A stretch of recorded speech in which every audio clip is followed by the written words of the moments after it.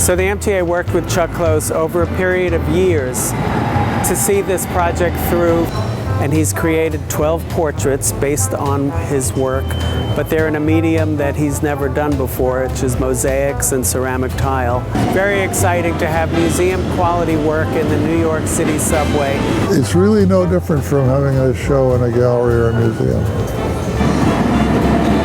Webster, can't you go down there and stop the train?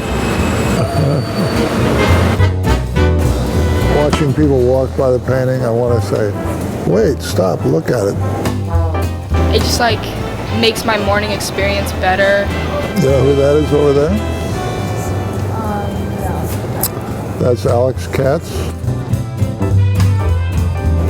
There's Lou Reed around here somewhere. Let's roll down and look at Lou.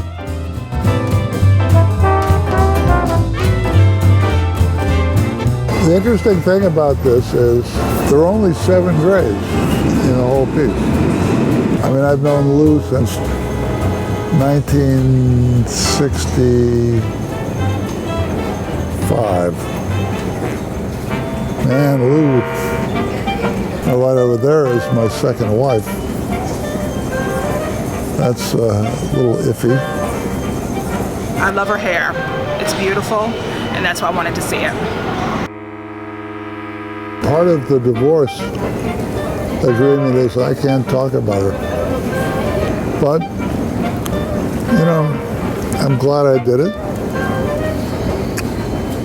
It does look really good. She'd probably like to see it chipped off the wall. But she did sign a release. I wanted the mosaics to reflect the ridership of the people down one floor. So I found artist friends of mine who fit those categories. We love it. We came here just to see these. We made a trip just to see these. I mean, it's amazing. It's a good way to remember. For me, the best part of it is you look at some subway stations and the mosaics have been on the wall since 1905, you know. Not going away.